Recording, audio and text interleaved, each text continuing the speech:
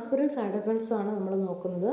GI side effect ഒന്ന് gastric irritation അല്ലെങ്കിൽ epigastric pain, nausea അല്ലെങ്കിൽ vomiting, peptic ulcer, GI bleeding, ഇതൊക്കെയാണ് GI side effects. അടുത്ത് നമ്മൾ നോക്കുന്ന ഹെമറ്റോളജിക്കൽ സൈഡ് എഫക്ട്സ് ആണ്. Prolonged bleeding time, easy bruising and haemorrhage due to platelet inhibition. Then respiratory side effects ഒന്ന് bronchospasm ആണ്, അതായത് ആസ്പിരിൻ ഇൻഡ്യൂസ്ഡ് ആസ്മ. ദെൻ അടുത്ത side effect hypersensitivity reactions എന്തൊക്കെയെന്നാണ്. Rashes, urticaria, angioedema and anaphylaxis. ഇതൊക്കെ rare ആയിട്ടാണ് നമ്മൾ കാണുന്നത്.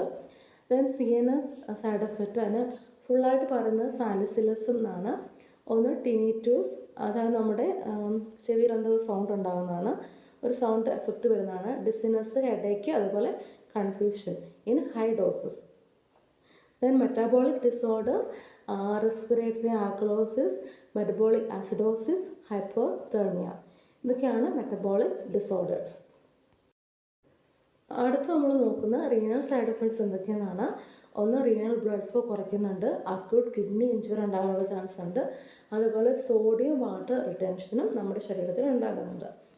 Then അടുത്ത് പ്രഗ്നൻസി റിലേറ്റഡ് ആണ്, ലേബർ പ്രൊലോങ് ചെയ്യുന്നുണ്ട്. Then premature closure of ductus arteriosus, increased bleeding in mother and foetus, ഇതൊക്കെയാണ് side effects in pregnancy. Hepatic ആണ്, elevated liver enzyme Reye's syndrome. Then പീഡിയാട്രിക്കിൽ ആസ്പിരിൻ യൂസ് ചെയ്യുന്നുണ്ടോ ഇല്ലയെന്നാണ് നമ്മൾ നോക്കുന്നത്. General rule, aspirin is contraindicated in children due to the risk of Reye's syndrome, especially during viral infections, for example influenza and chickenpox. Why aspirin avoided in children എന്നാണ് നമ്മൾ നോക്കിയത്. Causes Reye's syndrome, that is acute encephalopathy plus fatty liver, high risk when given for fever or in viral illness.